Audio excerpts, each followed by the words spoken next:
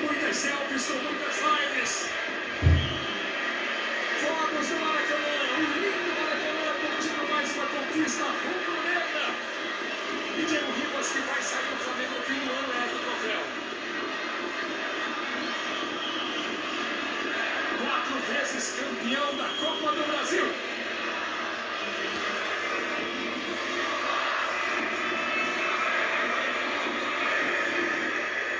E o Maracanã ouve o hino rubro-negro.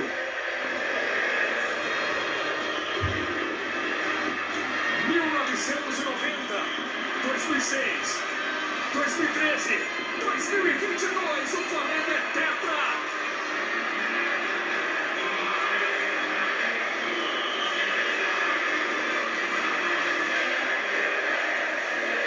E comigo no Flamengo, agradeço, foi um prazer, Lédio, Ricardinho, obrigado pelo carinho, obrigado pela companhia, parceiros. Bom demais estar com vocês. Valeu, Luiz. Até a próxima. Valeu, Luiz. Um abraço. Até a próxima. Felipe Diniz, vai que é tua, segue na festa, Diniz. Obrigado, Luiz, Lédio, Ricardinho. Parabéns pela transmissão. Uma vitória importante, histórica do Flamengo, tetracampeão da Copa do Brasil. Imagem do Maracanã, do alto, lindo Maracanã, quase 70 mil torcedores. O Flamengo é um time, esse elenco do Flamengo, né, PVC? É um time que já tá na história. Parece não ter limites. A fome continua. Não, você tem que tomar cuidado com o tamanho dessa festa aqui, porque o limite é semana que vem. Na verdade, tem mais uma final daqui a 10 dias, dia 29, contra o Atlético Paranaense em Guayaquil. Agora, é incrível como essa Copa do Brasil tem o processo todo da temporada do Flamengo, que começa contra o Altos com Paulo Souza, passa pelo início turbulento do Dorival Júnior, a derrota para o Atlético, tem uma semelhança muito grande com o último título da Copa do Brasil do Flamengo, que é o título da reconstrução, para começar esse processo de ter o elenco mais poderoso da América do Sul. Lembra do gol do Carlos Eduardo no Mineirão? Sim. O gol do Carlos Eduardo no Mineirão e o gol do Lázaro dessa vez no Mineirão também é o princípio da virada. Porque aquele gol do Carlos Eduardo foi que permitiu a virada contra o Cruzeiro no Maracanã. Nesse gol aqui, o Elias marcou no último minuto e o Flamengo se classificou nas oitavas de final. E dessa vez o gol do Lázaro foi o que permitiu a virada contra o Atlético Mineiro também aqui no Maracanã. E o Flamengo, né, Roger, ele se mostrou muito firme na decisão, né? O primeiro tempo, acho que o Flamengo mais ou teve... menos. Não, mas eu digo assim, ó, no primeiro tempo o Flamengo teve tamanha superioridade, podia ter matado o jogo, talvez. Então, e o acabou Flamengo, sofrendo no segundo. exatamente. O Flamengo, eu acho que das duas decisões, eu tô já voltando um pouquinho no jogo de São Paulo, tanto no jogo de lá quanto no primeiro jogo daqui, eu achei que o Flamengo faltou apertar a tarraxa, sabe? A última parafusada para apertar mesmo. E faltou isso ao Flamengo. No jogo de São Paulo e no primeiro tempo de hoje. O Flamengo foi superior, teve volume, controlou o jogo, então matou. 2 gols anulados, né? Aí já no segundo tempo, né? O primeiro do Arrascaeta, depois do Everton Ribeiro. As duas pegam na trave e voltam. E aí você abrir mão de apertar um time como o Corinthians, por mais que o Corinthians tenha dificuldade técnica, seja inferior tecnicamente, o Corinthians é um time que tem alma, é um time que não desiste, é um time que traz 4 mil pessoas de São Paulo e cantam e gritam e se espremem aqui no Maracanã diante de 64 mil rubro-negros e não afinam. Então isso tudo faz com que o Corinthians fique no jogo o tempo todo. E no segundo tempo, as substituições que o Flamengo fez, o que o Flamengo foi obrigado a fazer, e aí eu pensei um pouquinho diferente do Dorival, por exemplo, a primeira substituição, quando ele tira o Vidal, era uma substituição que ele já sabia que tinha que fazer. E se fosse para improvisar um lateral ali, por que não botar o Ayrton Lucas na lateral e traz o Felipe do lado esquerdo, que é o lado dele, é o lado que ele está confortável, que ele joga muitas vezes por ali. Ou o Vitor Hugo, que vinha jogando na posição. Também, mas ele trazia o Mateuzinho, que é o lateral direito, para jogar de volante do lado esquerdo. Você faz algumas modificações, essa principalmente, numa final de campeonato contra o Corinthians que estava crescendo no jogo. E ele já havia acho que é arriscar demais. ele já havia feito esse teste no jogo do Brasileirão contra o Atlético anterior. Mineiro. Exatamente, talvez pensando nessa Obviamente. substituição que seria obrigatória quase. Mas mesmo assim, eu acho que ele arriscou demais. Ele coloca um jogador inseguro ali. E por mais... depois o Fabrício, no lugar do Zé Exatamente. Romario. Outra substituição forçada, mas aí ele também não tinha muita alternativa. Ele tentou o Davi Luiz primeiro como volante. E o Fabrício fazendo dupla de zaga com o Léo Pereira. Depois, eu não sei se por desgaste do Davi, o Davi volta a ser zagueiro, o Fabrício joga um pouquinho mais no meio. Então, só para você ver, o elenco muito forte do Flamengo, né? Espetacular.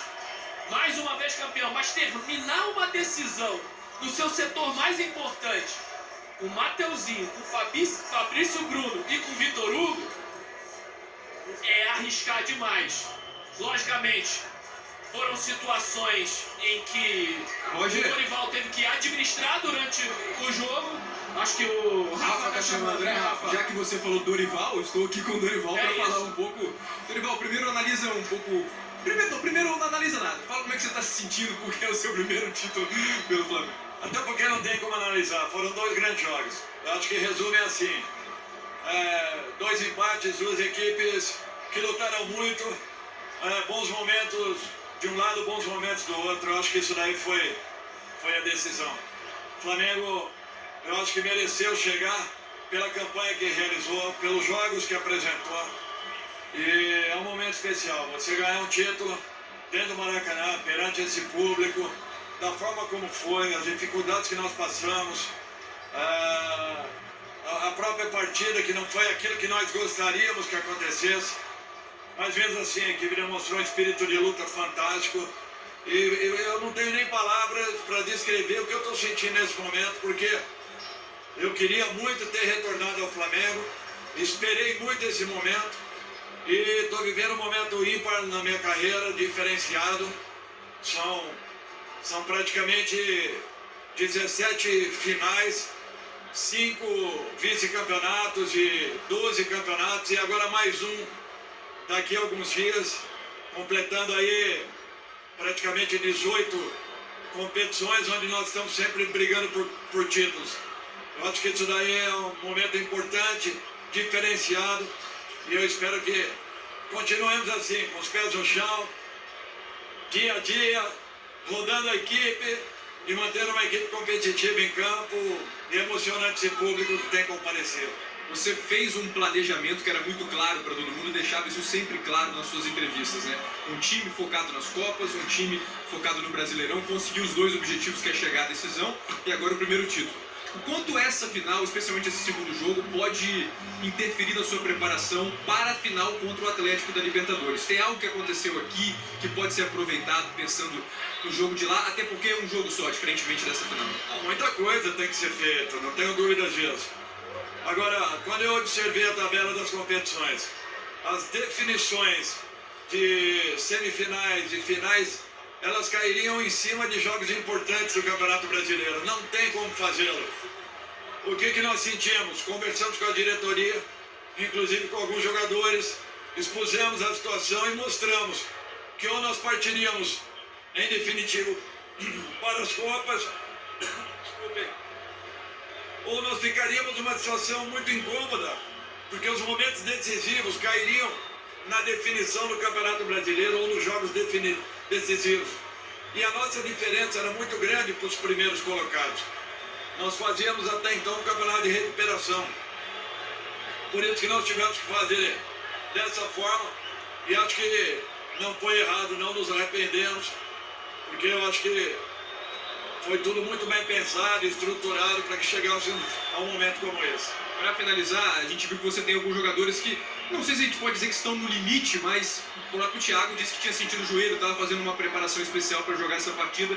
Vamos ver como é que ele vai se recuperar, até pensando na final da Libertadores. Você substituiu o Vidal, queria até confirmar se é porque você percebeu que ele estava cansado ou não. Ele saiu ali meio chateado, não sei se é por causa da substituição, que ele pudesse falar um pouquinho sobre isso.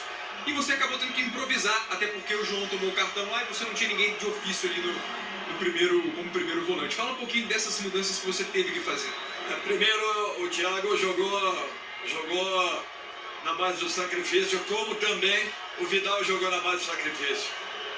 E foi um momento importante porque nós perdemos um jogador fundamental que seria o João para uma ocasião como essa.